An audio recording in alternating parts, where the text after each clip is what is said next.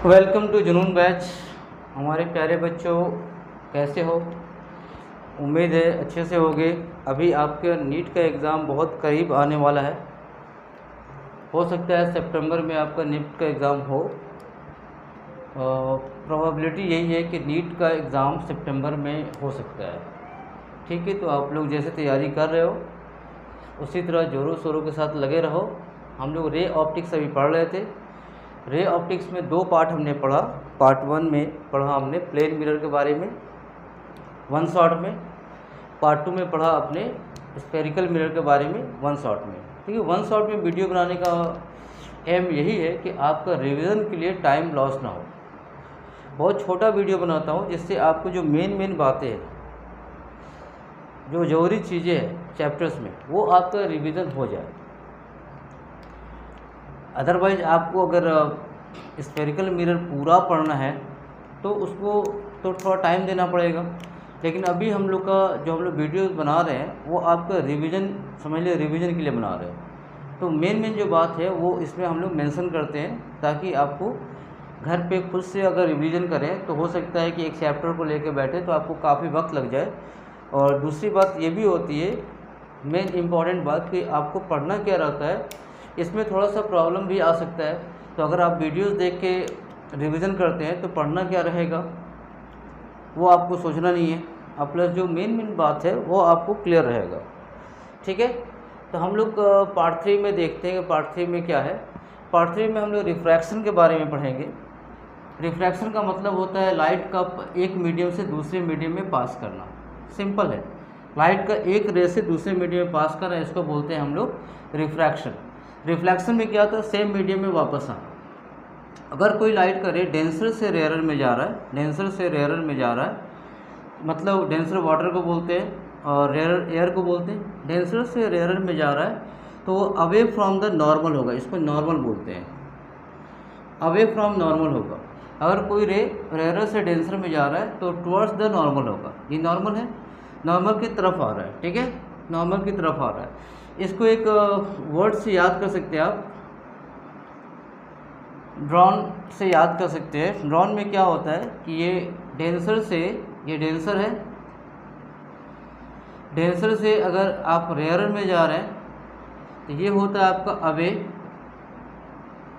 ये होता है फ्रॉम नॉर्मल, नॉर्मल से दूर जाएगा। तो आप एक छोटा सा लेटर या वर्ड याद रखते हैं तो यहाँ से आपको ये कन्फ्यूजन दूर हो जाएगा कि रिफ्रैक्शन बोलते किस, डेंसर से रेयरर में जाएगा तो क्या चेंजेस आएंगे।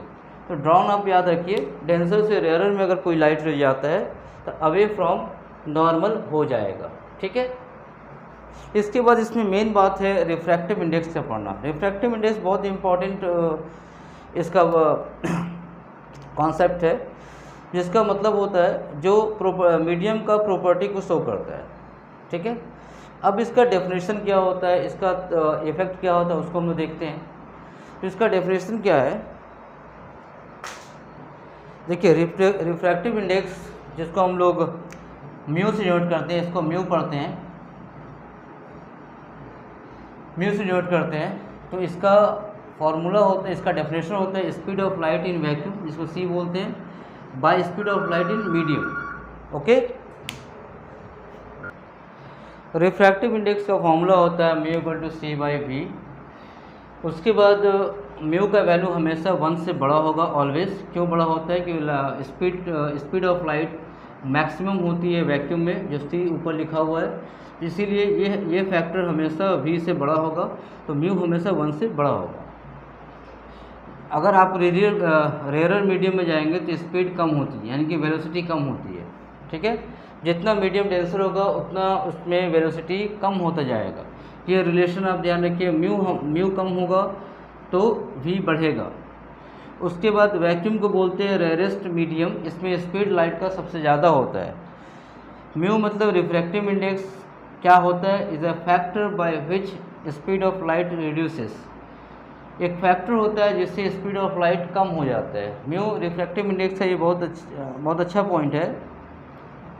म्यू का रिफ्रैक्टिव इंडेक्स का मतलब होता है कि अगर आप वैक्यूम के अलावा किसी और मीडियम में जाएं तो उस मीडियम का रिफ्रैक्टिव इंडेक्स जो भी होगा उसमें म्यू टाइम्स देखिए v ऊपर जाएगा, म्यू नीचे आएगा।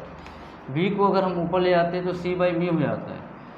तो आप किसी मीडियम में जा रहे हैं तो velocity of light in vacuum में जितना होता है उसका म्यू टाइम्स उसमें वेलोसिटी कम हो जाती है। ठीक है, तो अब हम लोग देखते हैं कि रिफ्रैक्टिव इंडेक्स को रिप्रेजेंट कैसे करते हैं।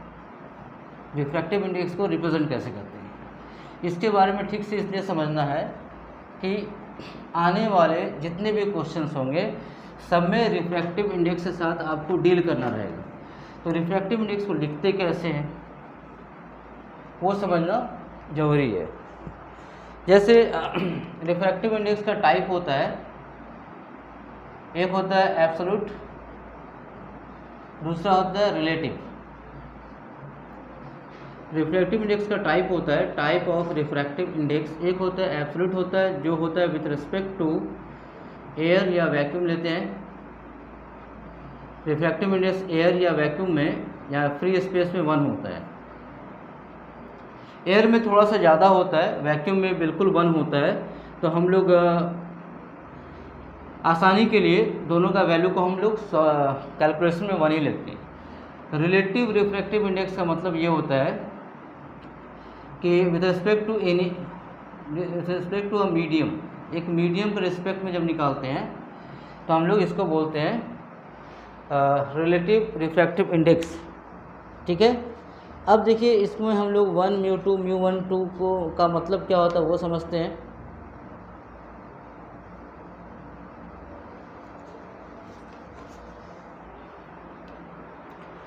अगर आपको ऐसे दिया गया है, ऐसे लिखा हुआ था, इसका मतलब ये होता है, इसका मीनिंग है कि refractive index of medium to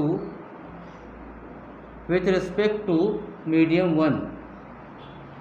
ठीक है, अगर आप यहाँ पे आपको दिया गया है 2 म्यू 1, इसका मतलब है refractive index of medium 1 with respect to medium 2।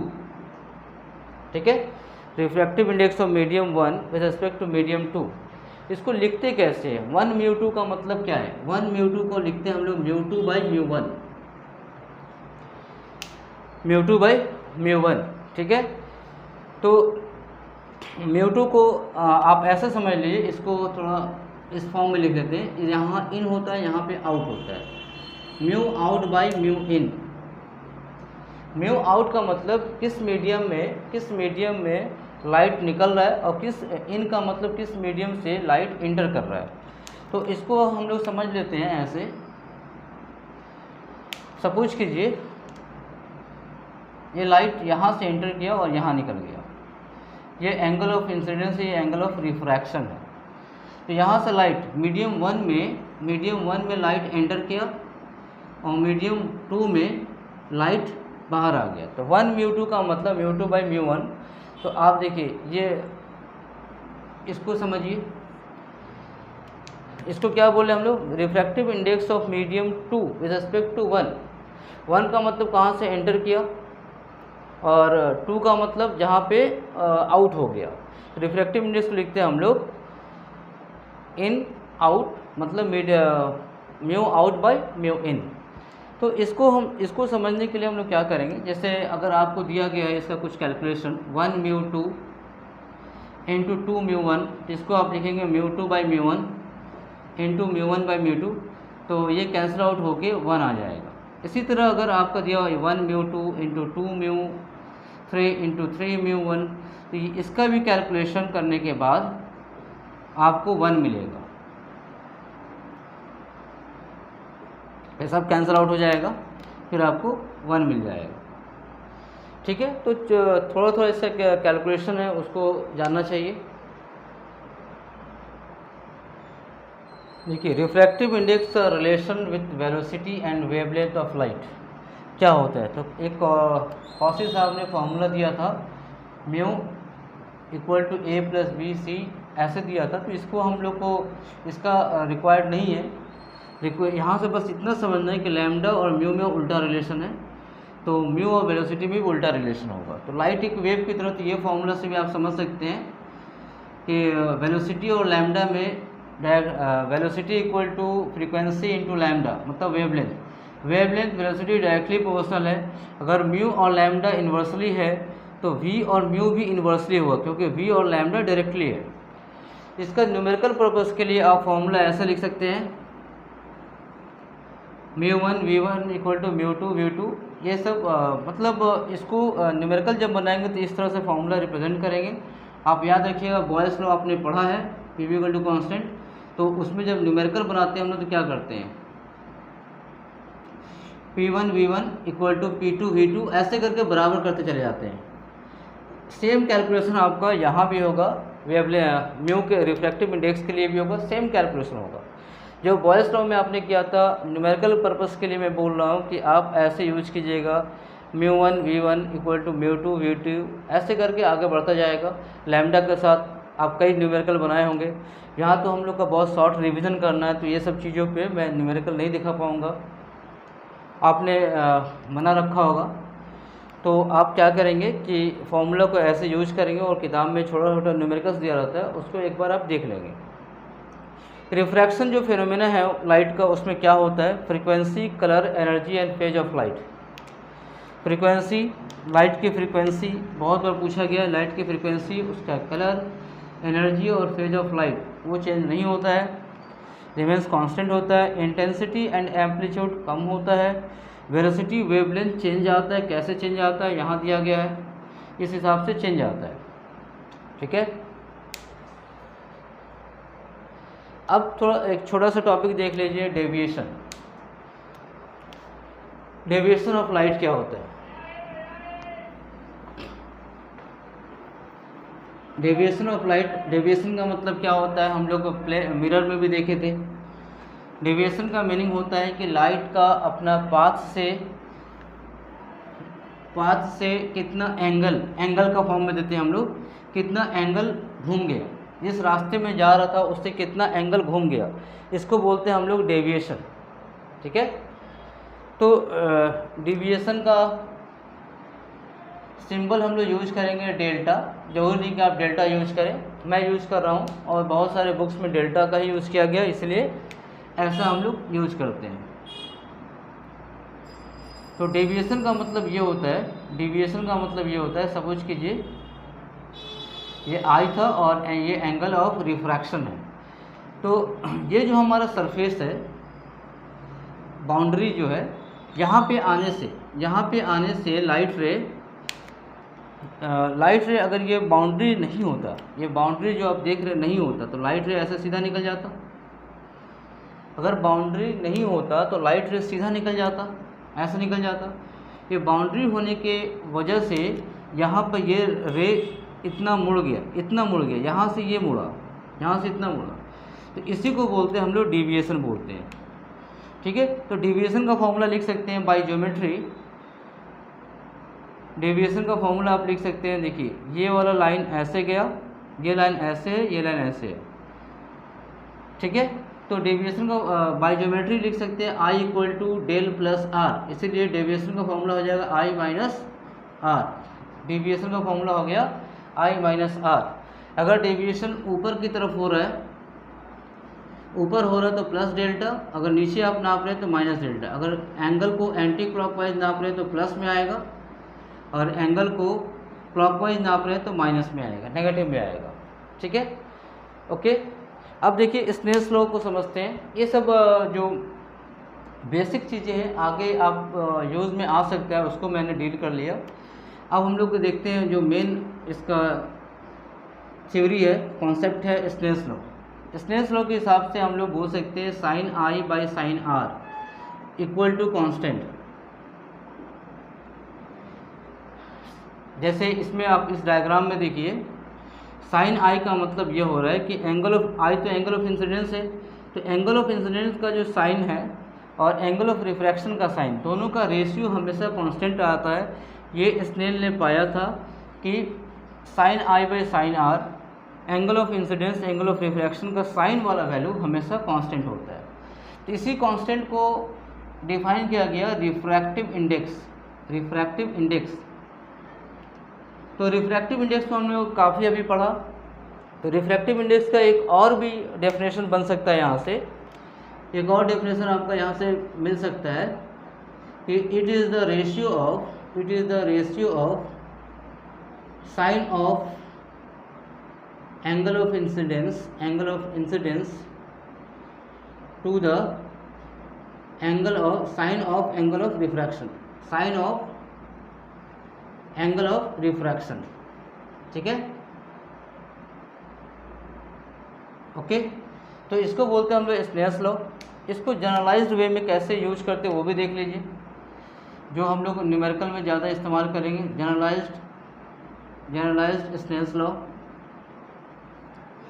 इसको यूज करेंगे μ1 into sine I equal to μ2 into sine R, इसी तरह और आगे चलता जाएगा। इसका मतलब ये है, इसको सिंपली इसको भी बॉयल्स लॉ की तरह ही यूज करना है। बॉयल्स लॉ में आपने सीखा प्रेशर वॉल्यूम का इन्वर्सली प्रोपोर्शनल है, तो P1 V1 equal to P2 V2 ऐसे चलता जा रहा है। तो उसी तरह आप स्नेल्स लॉ को, या पीछे मैंने आपको बताया रिफ्रैक्टिव इंडेक्स का फॉर्मूला जो है v के साथ है, वेलोसिटी के साथ है, वेवलेंथ के साथ है, सबको आपको इसी तरह यूज करना है, तो आपको न्यूमेरिकल बनाने में बहुत आसानी हो जाएगा। ये सपोज कीजिए इसका रिफ्रैक्टिव इंडेक्स μ1 है, इसका μ2 है, तो इसका रिफ्रैक्टिव इंडेक्स लीजिए और इसका एंगल लीजिए, फिर इसका रिफ्रैक्टिव इंडेक्स लीजिए, इसका एंगल लीजिए, बराबर करते जाइए। अगर इसके बाद और भी आ रहा है तो फिर आप लीजिए, ये मान लिया R1 है, ये μ3 है, तो फिर लिख लीजिए μ3 इंटू साइन R1। तो ऐसे करते करते जितनी भी आपकी मीडियम दी होगी सबको आप इसी तरह से सॉल्व कर सकते हैं। स्नेल्स लॉ का अब स्नेल्स लॉ को अप्लाई कर सकते हैं, ठीक है। तो डेविएशन का एक छोटा सा एग्जांपल है जिसमें हम लोग प्रॉब्लम को सॉल्व करेंगे। इसमें पूछ रहा है कि एंगल ऑफ डेविएशन का मतलब ही होता है एंगल ऑफ डेविएशन आपको फाइंड करना है, कितना अपना पाथ से हटा। तो इसके लिए आप क्या करेंगे, जो अभी आपको बताया ये एंगल आपको निकालना है, ठीक है। तो यहाँ पे क्या हो जाएगा, यहाँ पे आपको इंसिडेंस पता है, रिफ्रैक्शन एंगल ऑफ रिफ्रैक्शन नहीं पता है। उस पहले आपको एंगल, क्योंकि फार्मूला आपने देखा डेविएशन का I माइनस आर, आई आपको 30 डिग्री दी गई है, लेकिन आर आपको पता नहीं है, तो पहले आर को आपको फाइंड करना होगा। आर फाइंड करके इसमें पुट करिए, डेविएशन निकल जाएगा। यहाँ पे देखिए जो रिफ्रैक्टिव इंडेक्स जो ज़्यादा यूज़ होता है उसको मैं यहाँ पे इंडेक्स बना दिया। आपको याद भी होगा, एयर या वैक्यूम के लिए μ1 लेते हैं, वाटर के लिए 4/3 लेते हैं, ग्लास के लिए 3/2 लेते हैं। इसका मतलब है कि ये मीडियम एयर है और ये वाटर है, रेयर से डेंसर में जा रहा है, तो टुवर्ड्स द नॉर्मल होगा। डायग्राम में आपको दिख रहा है टुवर्ड्स नॉर्मल होगा। तो यहाँ पे अगर हम लोग आर फाइंड करते हैं तो आर कैसे फाइंड होगा, तो इस पॉइंट P पर apply Snell's law at point P पे आप स्नेल्स लॉ को अप्लाई कीजिए। तो अभी आपको सिखाया जनरलाइज्ड वे में कैसे यूज करते हैं। तो इसका रिफ्रैक्टिव इंडेक्स, इस मीडियम का रिफ्रैक्टिव इंडेक्स और इसका साइन का एंगल, तो 1 इंटू साइन 30 इक्वल टू इसका रिफ्रैक्टिव इंडेक्स इस मीडियम का और उसका साइन का एंगल, तो 4/3 इंटू साइन आर हो जाएगा। तो साइन 30 का वैल्यू होता है हाफ, तो साइन आर कितना आ जाएगा, साइन आर हो जाएगा आपका 3/8, इसीलिए आर हो जाएगा साइन इनवर्स 3/8। तो एंगल ऑफ डेविएशन, अब इसको आप सॉल्व भी कर सकते हैं, इसी फॉर्म में मैं आंसर छोड़ दे रहा हूँ, 30 डिग्री माइनस साइन इनवर्स 3/8। आप कैलकुलेटर से इसको सॉल्व कर सकते हैं। तो ये आपका डेविएशन फाइंड हो गया, ठीक है। देखिए अब हम लोग पढ़ते हैं कि प्रिज्म में रिफ्रैक्शन कैसे होता है। तो प्रिज्म आपने देखा होगा, प्रिज्म में टोटल 5 फेस होते हैं, जिसमें 3 रेक्टेंगुलर होते हैं प्लस 3 रेक्टेंगुलर होते हैं और 2 ट्रायंगुलर होते हैं। ये देखने में आपको ऐसे ही लगेगा,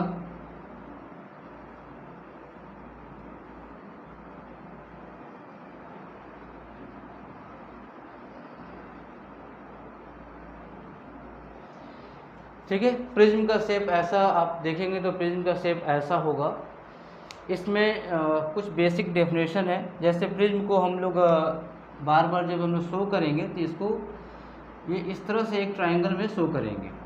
ठीक है, सिंबॉलिकली ऐसे प्रिज्म को दिखाया था, सिर्फ सामने का फेस। ऐसे प्रिज्म देखने में 3D डायग्राम देखेंगे तो ऐसा होगा, जिसमें तीन रेक्टेंगल फेस होंगे। जैसे आप देखिए ऐसे है ना, ये ऐसे है, इस तरह से है ट्रायंगल। तो ये एक रेक्टेंगल बना, ये एक बना, और नीचे एक बेस रेक्टेंगल बना। तो ये जो आपको दिख रहा है नीचे वाला, इसको बोलते हैं हम लोग बेस। ठीक है, और ये जो सरफेस है, ये दोनों जो स्लैंट हाइट है, इसको बोलते हैं हम लोग रिफ्रैक्टिंग सरफेस बोलते हैं। ये बेस होता है। 3 रेक्टेंगल में एक को बेस बोलते हैं और 2 को बोलते हैं रिफ्रैक्टिंग सरफेस। ठीक है, रिफ्रैक्टिंग सरफेस बोला जाता है। उसमें सामने में ये जो एंगल आता है, इसको बोलते हैं angle of prism. Angle of prism जो बहुत ही इम्पॉर्टेंट होता है। और ये ग्लास का नॉर्मली हम लोग जो सिलेबस में उसमें ग्लास का नॉर्मली होता है, तो ग्लास का होने इसका हम लोग लिखते हैं रिफ्रैक्टिव इंडेक्स म्यू लेते हैं हम लोग 3/2 ग्लास के लिए। अगर कुछ और दिया हो तो कुछ और लीजिए आप। तो एक को एंगल ऑफ प्रिज्म बोलते हैं या रिफ्रैक्टिंग एंगल ही बोलते हैं, रिफ्रैक्टिंग एंगल। तो ये आप नोमेनक्लेचर याद रखिएगा, आगे आप बढ़ते जाएंगे तो ये सब आपको यूज़ करना पड़ेगा। ठीक है, रिफ्रैक्टिंग सरफेस क्या होता है, बेस क्या होता है, किसको क्या बोलते हैं, ये हमने यहाँ पे सीखा। और प्रिज्म में जो थ्योरी है ऑप्टिक्स में बेनिफिट यही है आपको कि ऑप्टिक्स में ज़्यादातर अगर रिफ्रैक्शन को आपको अच्छे से करना है तो थ्योरी पोर्शन आपका काफ़ी कम स्ट्रांग होना चाहिए। आप देखिएगा ज़्यादातर क्वेश्चंस जो होते हैं ऑप्टिक्स में वो थ्योरेटिकली होते हैं, तो थ्योरी पोर्शन आपका काफ़ी स्ट्रांग होगा। फिर न्यूमेरिकल जस्ट थ्योरी बेस्ड ही होता है। तो आप थ्योरी, यहाँ पे मैं आपको थ्योरी पढ़ा रहा हूँ प्रिज्म में क्या क्या पढ़ना है, उसके बाद आप इसको ठीक से आप पढ़ के फिर न्यूमेरिकल्स बनाइए तो न्यूमेरिकल्स आपसे बनने लगेंगे। प्रिज्म का रे डायग्राम देखिए, जो काफ़ी इम्पोर्टेंट है, आपको आने वाले सारे क्वेश्चंस में इसको यूज करना पड़ेगा। प्रिज्म का रे डायग्राम ये होता है, यहाँ से कोई लाइट अगर जा रही है तो ये आपका एयर है, तो रेयरर मीडियम है, और ये म्यू ग्लास है, मतलब ये डेंसर मीडियम है।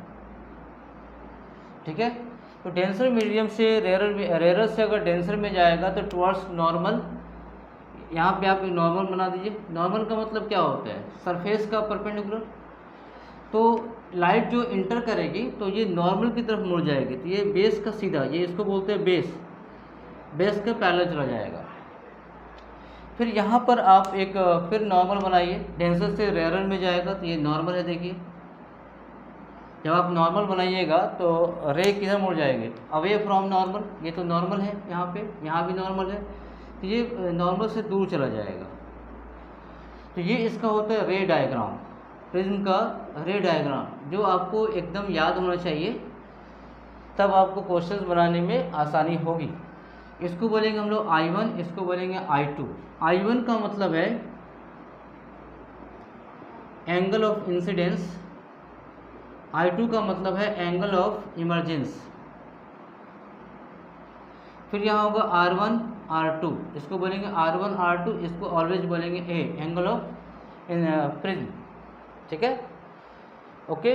यहाँ पे एक बात खास बात है कि प्रिज्म से जब लाइट रे निकलती है तो वो बेस की तरफ मुड़ जाती है। लाइट रे emerging out from prism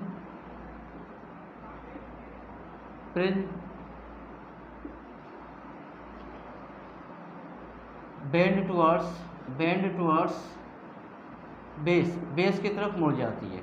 क्यों मुड़ जाती है, आपने देखा डेंसर से रेयरर में लाइट रे जा रहा है इसलिए मुड़ जाती है।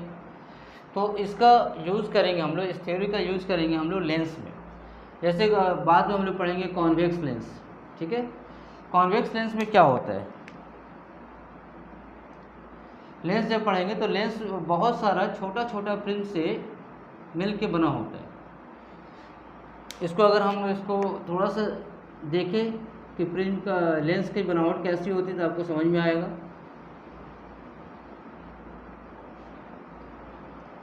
लेंस होता है, ये लेंस हम लोग बाद में पढ़ेंगे डिटेल में। लेंस का मतलब होता है it is made up of large number of truncated prism. Truncated prism यानी कि बहुत सारे कटे हुए, ट्रंकेटेड मतलब कटे हुए प्रिज्म से मिलकर बना हुआ रहता है। कटे हुए प्रिज्म, देखिए आपका सबका कटा हुआ प्रिज्म है। तो अगर इसमें आप लाइट रे को पास कराते हैं, लाइट रे को पास कराते हैं, देखिए तो ये बेस की तरफ मुड़ जाएगी, लाइट रे बेस की तरफ मुड़ जाएगी। यहाँ पे देखिए अगर लाइट रे इसमें जाएगा तो ये बेस की तरफ मुड़ जाएगी। कहीं से भी आप लाइट भेजिए तो ये प्रिज्म, अगर आपको नहीं समझ में आ रहा तो इसको प्रिज्म को पूरा करके देखिए तो बेस नीचे आएगा, तो बेस की तरफ मुड़ जाएगी। तो इसमें जितने भी लाइट होते हैं वो सारे बेस की तरफ मुड़ता है। इसीलिए इस लेंस को, कॉन्वेक्स लेंस को हम लोग बोलते हैं, कॉन्वेक्स लेंस का नाम दिया गया कन्वर्जिंग लेंस। ठीक है, कन्वर्जिंग लेंस। तो लेंस इसलिए मैं बताया यहाँ पे कि ये प्रिज्म का ही प्रॉपर्टी को यूज़ करता है, क्योंकि इसको बोला जाता है कि ये बहुत सारे कटे हुए प्रिज्म से मिलके बना होता है। तो प्रिज्म में ऑलवेज रे जो होती है वो मुड़ जाती है बेस की तरफ। तो कॉन्वेक्स लेंस इसलिए बोला जाता है कि कॉन्वेक्स लेंस जो होता है वो कन्वर्जिंग लेंस होता है। अगर यहाँ पे आप कॉन्केव लेंस बना दें, इसको कॉन्केव लेंस बोला जाएगा। कॉन्केव लेंस आप बनाएंगे तो देखिए ये भी कटे हुए प्रिज्म से मिलकर बना होता है, बहुत सारे कटे हुए प्रिज्म से मिलकर बना होता है।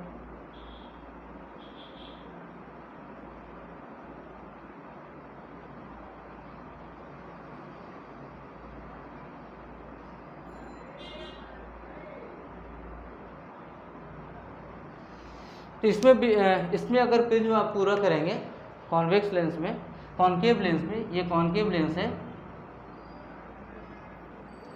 इसमें देखिए प्रिज्म आपको ऐसे पूरा होगा, यानी कि इसमें जो बेस है ये ऊपर की तरफ, बेस ऊपर की तरफ है तो रे सारा ऊपर मुड़ जाएगा, रे सारा आपका ऊपर की तरफ मुड़ जाएगा बेस की तरफ। तो इसको जब आप पीछे ड्रॉ करेंगे तो एक पॉइंट से निकलता हुआ मालूम होगा, इसीलिए इसको बोला जाता है, कॉन्केव लेंस को बोलते हैं हम लोग डाइवर्जिंग लेंस, एक पॉइंट से निकलता हुआ डाइवर्जिंग लेंस।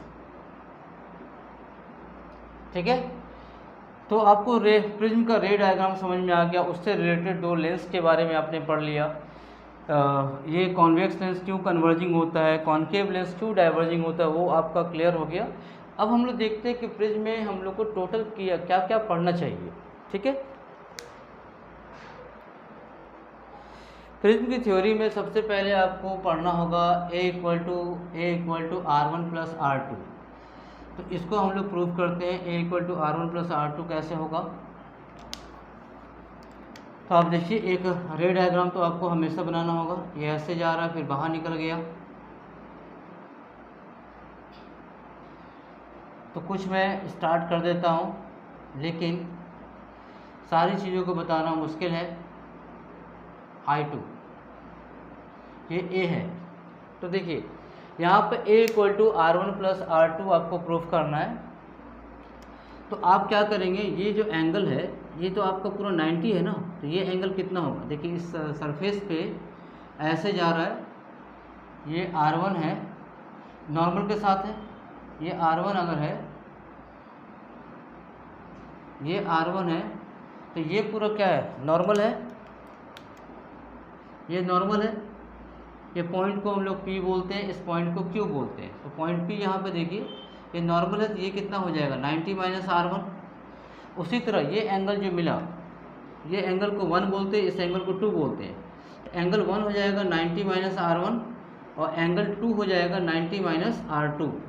तो इन ट्रायंगल APQ में आप देखिए angle A plus angle 1 plus angle 2 ये मिलके बनेगा 180 डिग्री। तो यहाँ से एंगल A को A बोल दीजिए, 1 को बोलेंगे 90 - R1, 2 को बोल दिए 90 - R2 इक्वल टू आपको मिलेगा 180 डिग्री। तो इस दोनों से ये कैंसिल आउट हो जाएगा, A का वैल्यू आ जाएगा R1 + R2। ये आपका प्रूफ हो गया, आगे आपको यूज़ करना पड़ेगा। फिर आप देखिए डेविएशन का फॉर्मूला होता है। दूसरा नंबर है डेविएशन का फॉर्मूला, तो इसको मैं प्रूफ नहीं कर रहा हूँ, लिख दे रहा हूँ। डेविएशन का फॉर्मूला होता है I1 प्लस I2 माइनस ए, ठीक है, I1 प्लस I2 माइनस ए। तो आपको जस्ट समझा देता हूँ डेविएशन कैसे होता है। आप देखिए यहाँ से एक बार इस सरफेस पर डेविएट हो रहा है एंगल, एक बार इस सरफेस पर डेविएट हो रहा है। टोटल एंगल ऑफ डेविएशन आपको मिल जाएगा, ये रे ऐसे निकल रहा था लेकिन मुड़ा कैसे, ऐसे, तो इसको पीछे ले जाइए, ये एंगल जो आएगा एंगल ऑफ डेविएशन होगा। देखिए ये एंगल ऑफ डेविएशन होगा, तो इसका फॉर्मूला ये मिल जाएगा I1 प्लस I2 माइनस ए। आप इसको सिंपली ऐसे भी यूज़ कर सकते हैं, फर्स्ट बार डेविएशन हुआ तो I1 माइनस R1 जो फॉर्मूला हमने लिखा था, दूसरा सरफेस पर Q पर डेविएशन होगा तो I2 माइनस R2, दोनों डेविएशन को आप जोड़ दीजिए तो टोटल आ जाएगा डेल 1 प्लस डेल 2, ये मिलेगा आपको I1 plus I2 minus R1 plus R2। और अभी आपने प्रूफ किया R1 प्लस R2 कितना होगा, ए होगा, ठीक है। तो डेविएशन का फॉर्मूला आपको मिल जाएगा I1 प्लस I2 माइनस ए, ओके। अब हम लोग पढ़ते हैं 3 नंबर पॉइंट, जिसमें आएगा मिनिमम डेविएशन। मिनिमम डेविएशन किसको बोलते हैं, ठीक है। मिनिमम मतलब कम से कम डेविएशन होगा तो उसके क्राइटेरिया क्या है, उसकी कंडीशंस क्या है, उसमें डायग्राम एक आता है, डायग्राम क्या है, ये हम लोग चीज़ें देखेंगे अभी। तो आपने दो चीज़ पढ़ा, एक first A equal to R1 plus R2 और दूसरा डेविएशन पढ़ा। तीसरा पढ़ेंगे हम लोग मिनिमम डेविएशन। तीसरा आएगा मिनिमम डेविएशन।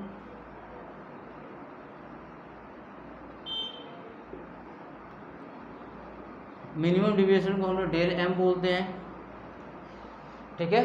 और मिनिमम डेविएशन का एक आप डायग्राम देख सकते हैं, जो आई वर्सेस डेविएशन का एक डायग्राम बनाया गया, एंगल ऑफ इंसिडेंस और डेविएशन का ये डायग्राम है। तो यहाँ डेविएशन होगा, यहाँ पे आई होगा, तो ये डायग्राम आपको ऐसे दिखेगा। तो ये वाला पॉइंट दिखा रहा है, ये दिखा रहा है मिनिमम डेविएशन को, ठीक है। तो मिनिमम डेविएशन की क्राइटेरिया क्या होती है, कंडीशन क्या होती है, देखिए। मिनिमम डेविएशन का मतलब होता है कि ये I1 इक्वल टू I2 होगा, मतलब angle of incidence must be equal to angle of emergence. दूसरा होगा R1 इक्वल टू R2।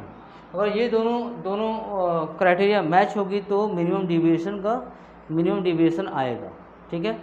तो इससे रिलेटेड एक 4 नंबर फार्मूला होगा जो आपको मिलेगा, relation between refractive index and minimum deviation, ठीक है। Relation between refractive index and minimum deviation, आपको फॉर्मूला पता होगा, फॉर्मूला आपको याद रखना है अभी। Del m plus A by 2 by sine A by 2, ये फॉर्मूला पे डायरेक्ट क्वेश्चन आ जाता है। अगर आप समझना चाहते हैं ये फॉर्मूला कैसे बना तो उसको भी हम लोग देख सकते हैं, ये फॉर्मूला बना कैसे। देखिए पूरा रिफ्रैक्शन वाला चैप्टर आप अगर स्नेल्स लॉ जानते हैं तो फॉर्मूला अगर याद नहीं भी है तो आप इसको बना सकते हैं। अगर आपके पास फॉर्मूला आपको पता नहीं है, स्नेल्स लॉ को यूज करना आता है, तो आप इसको सॉल्व कर सकते हैं। मैं आपको दिखाता हूँ कि ये फॉर्मूला आया कैसे, तो आपको एक आइडिया बनेगा सॉल्व कैसे करेंगे। ये I है, ये R1 है, ये R2 है, ये I2 है।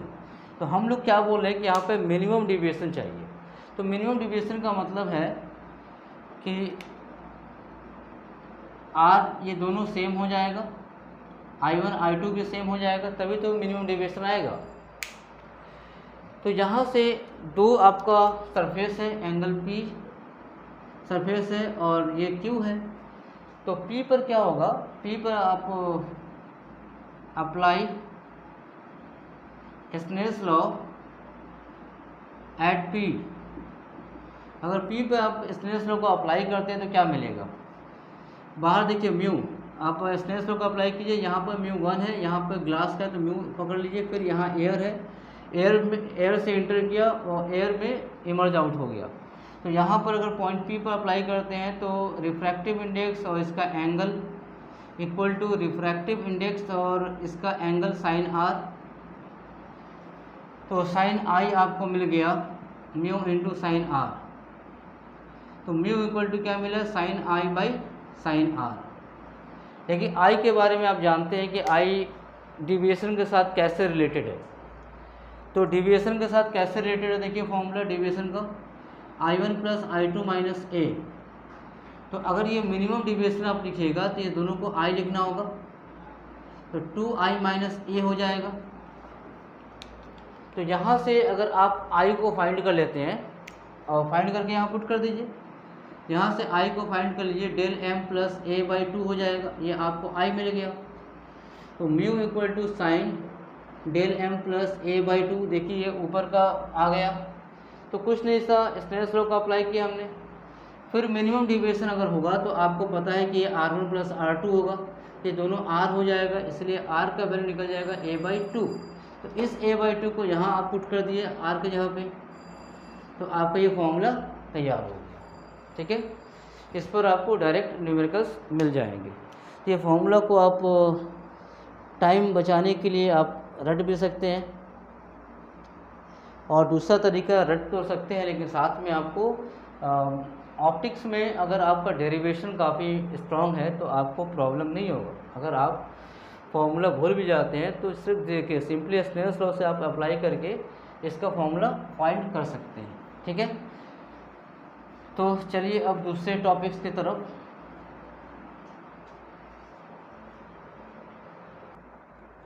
प्रिज्म में चौथा पॉइंट है नो इमर्जेंट रे।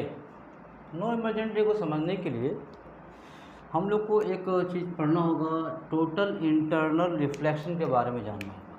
टोटल इंटरनल रिफ्लेक्शन के बारे में जानना होगा। ठीक है, reflection TIR, total internal reflection क्या होता है, पहले इसको अभी शॉर्ट में जानते हैं, फिर हम लोग जब प्रिज्म का और रेक्टेंगुलर स्लैब का थ्योरी कंप्लीट हो जाएगा तो इसके बारे में डिटेल में पढ़ेंगे।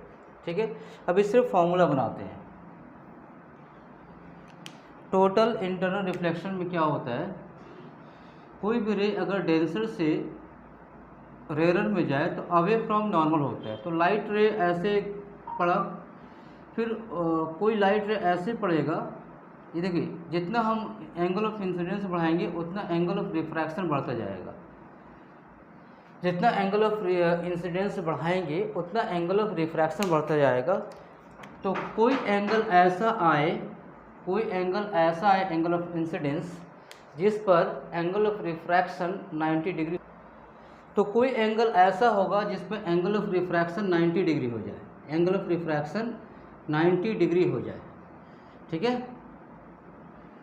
डेंसर मीडियम का म्यू है, तो इसको बोलेंगे हम लोग IC, इसको बोलेंगे क्रिटिकल एंगल। क्रिटिकल एंगल, तो क्रिटिकल एंगल वो एंगल है जिस पर एंगल ऑफ रिफ्रैक्शन 90 डिग्री हो जाए। ठीक है, तो इसको हम लोग बाद में फिर पढ़ेंगे, डिटेल में पढ़ेंगे, लेकिन अभी इसमें हम लोग को यूज़ करना है, इसीलिए इसको थोड़ा सीखना ज़रूरी था। इसमें आप स्नेल्स लॉ इस पॉइंट पर लगाइए तो क्या मिलेगा, refractive index into angle of incidence equal to 1 into sine 90 degree, 1 into sine 90 degree. तो साइन 90 का वैल्यू कितना होता है, साइन 90 का वैल्यू 1 होता है, तो यहाँ पे मिल जाएगा साइन IC इक्वल टू मिल जाएगा 1 बाई म्यू, यानी कि IC मिल जाएगा, एंगल ऑफ क्रिटिकल एंगल का फॉर्मूला मिल जाएगा साइन इनवर्स 1 बाई म्यू। इसको याद रखिएगा, बहुत जगह हम लोग इसको यूज़ करेंगे। तो इसमें फर्स्ट थ्योरी ये बन रहा है कि एंगल ऑफ प्रिज्म निकालना है फॉर नो इमर्जेंट रे, और एंगल ऑफ इंसिडेंस निकालना है दूसरा, इसको बोलते हैं लिमिटिंग एंगल ऑफ इंसिडेंस। तो फर्स्ट हम लोग ये फाइंड करते हैं, फर्स्ट वाला एंगल ऑफ प्रिज्म कितना हो। तो इस क्वेश्चन का मतलब ये है कि हम लोग जो एंगल ऑफ प्रिज्म लेंगे उसका एंगल को ही ऐसा बना देंगे जिससे कोई भी रे अगर लेफ़्ट साइड से आए या राइट साइड से आए, लेफ़्ट से आए या राइट से आए, दोनों केस में दोनों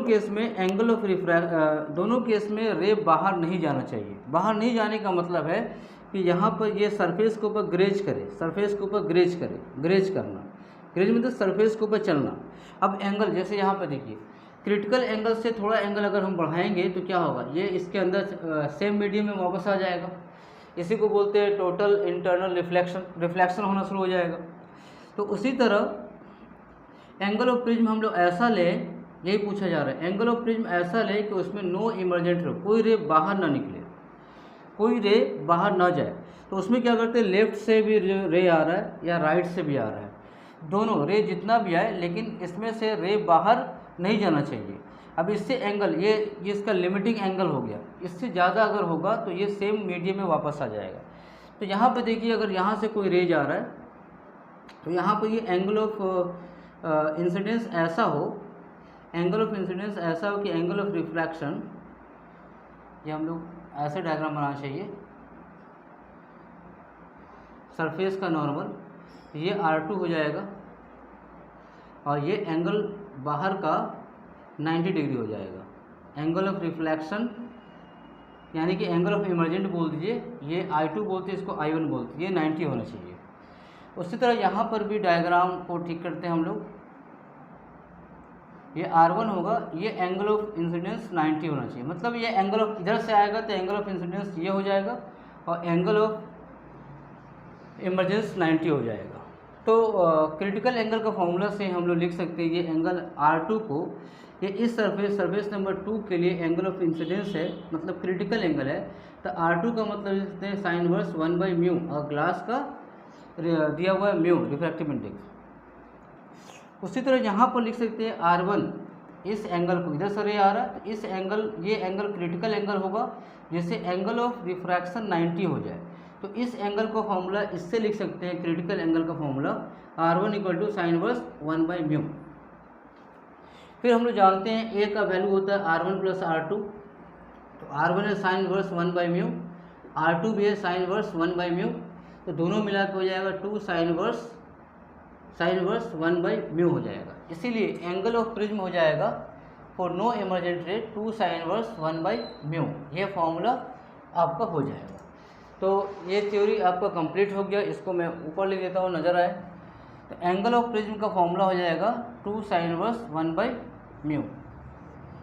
ठीक है, समझ में आ गया। तो फिर हम लोग अब पढ़ते हैं लिमिटिंग एंगल ऑफ इंसिडेंस कैसे निकलेगा, उसको देखते हैं।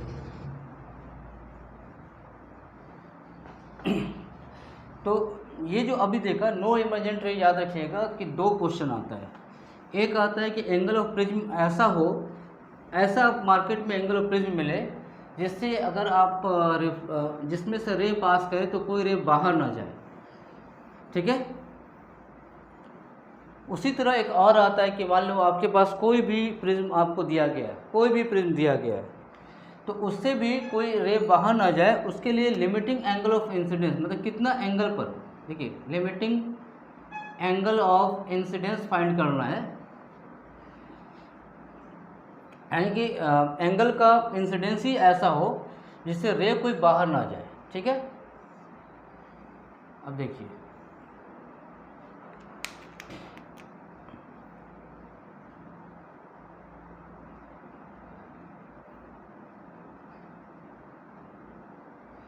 इसका फिर रे डायग्राम कैसा होगा, ये I1 होगा, ये R1 होगा, ये R2 होगा, और यहाँ पर रे बाहर नहीं जाना चाहिए, मतलब एंगल ऑफ इमरजेंस जो होगा वो 90 डिग्री होगा। तो पॉइंट P इसको लेते हैं, इसको Q लेते हैं। हमें फाइंड करना है I1 का वैल्यू क्या होगा जिससे एंगल ऑफ इमरजेंस 90 डिग्री हो जाए, इस क्वेश्चन का मतलब यही है। तो यहाँ पे हम लोग पॉइंट P पर अप्लाई करते हैं स्नेल्स लॉ को, पॉइंट P पे अप्लाई करते हैं स्नेल्स लॉ को, तो क्या मिलेगा, बाहर का इसका म्यू, रिफ्लेक्टिव इंडेक्स म्यू है, बाहर का 1 है, तो 1 × sine mu sine I1 = mu × sine R1, तो साइन I1 का वैल्यू मिल गया म्यू × साइन R1। ठीक है, साइन I1 का वैल्यू मिल गया म्यू × साइन R1। उसके बाद आप पॉइंट Q पर एक बार स्नेल्स लॉ अप्लाई कीजिए, R1 देखिए, कोई भी ऑप्टिक्स में देखिएगा जो बाद में आपको फॉर्मूला मिलेगा उसमें वैसे पैरामीटर्स मिलेंगे जिसको हम मेज़र कर सकते हैं। जैसे ग्लास का म्यू, ग्लास का रिफ्रैक्टिव इंडेक्स पता है हमको, प्रिज्म का एंगल ऑफ प्रिज्म मेज़र कर सकते हैं, तो एंगल ऑफ प्रिज्म का टर्म में फॉर्मूला आना चाहिए। I1 बाहर का एंगल है, इसको मेज़र कर सकते हैं, लेकिन R1 R2 का फॉर्म में कोई भी फॉर्मूला नहीं मिलेगा। इसलिए नहीं मिलेगा कि R1 R2 को मेज़र नहीं कर सकते हैं, बाय ज्योमेट्री देख सकते हैं। तो फॉर्मूला ऐसा बनना चाहिए जिसमें जो अंदर के पैरामीटर्स है उसको एलिमिनेट कर दें। तो उसको एलिमिनेट करने के लिए हम लोग क्या करेंगे, एक बार और पॉइंट Q पर स्नेल्स लॉ अप्लाई करेंगे। तो फिर हम लोग देखेंगे स्नेल्स लॉ से कि म्यू इंटू साइन R1, देखिए या अंदर में क्या होगा, mu into sine R2 equal to 1 into sine 90 हो जाएगा। ठीक है, Q पर 1 इंटू साइन 90 हो जाएगा। तो साइन 90 1 होता है, तो साइन R2 का वैल्यू कितना होगा, वही क्रिटिकल एंगल मिल गया हमको 1/μ। ठीक है, तो यहाँ पर देखिए, इसलिए साइन I1 को लिख सकते हैं हम लोग म्यू इंटू, एक फॉर्मूला और आपके पास है R1 प्लस R2, तो R1 को लिख सकते हैं A माइनस R2। इस फॉर्म में इसलिए लिख रहे हैं कि R2 का वैल्यू ऑलरेडी आपने फाइंड कर लिया है। तो साइन A माइनस R2 हो गया। अब ए का फॉर्म में होगा तो कोई प्रॉब्लम नहीं, ए आपको पता है। तो यहाँ से इसको थोड़ा फॉर्मूला पे तोड़िए, sine A cos B minus cos A sine B। ठीक है, अब साइन R2 का वैल्यू यहाँ पे आप पुट कर सकते हैं, ए का वैल्यू पुट करने की ज़रूरत नहीं है क्योंकि ए को हम लोग फाइंड कर सकते हैं। ये एंगल ऑफ प्रिज्म आप फाइंड कर सकते हैं बाहर से। तो साइन R2 यहाँ गिवन है और कॉस R2 गिवन है। तो साइन R2 तो आपको पता है, तो कॉस R2 निकाल लीजिए, 1 माइनस साइन स्क्वायर R2 से रूट ओवर। ठीक है, तो यहाँ से मिल जाएगा आपको 1/1/μ स्क्वायर, तो ये मिलेगा mu square minus 1/√μ cos R2। ठीक है, तो इसका डेरिवेशन हो जाएगा आपका म्यू, यहाँ म्यू लिखेंगे, देखिए इसको म्यू को लिखा, साइन A कॉस R2 को लिखिएगा आप mu square minus 1/μ, cos A छोड़ दीजिए, साइन R2 का 1/μ लिखिए। तो म्यू एलसीएम लेंगे तो इससे कैंसिल आउट हो जाएगा, तो साइन I1 हो जाएगा sine A root over mu square minus 1 minus cos A।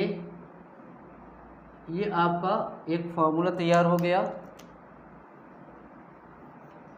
अगर इसके हिसाब से आपका एंगल ऑफ इंसिडेंस बनेगा, कभी भी इस पर न्यूमेरिकल आएगा लिमिटिंग एंगल ऑफ इंसिडेंस कितना होगा, तो ये आपका फॉर्मूला है।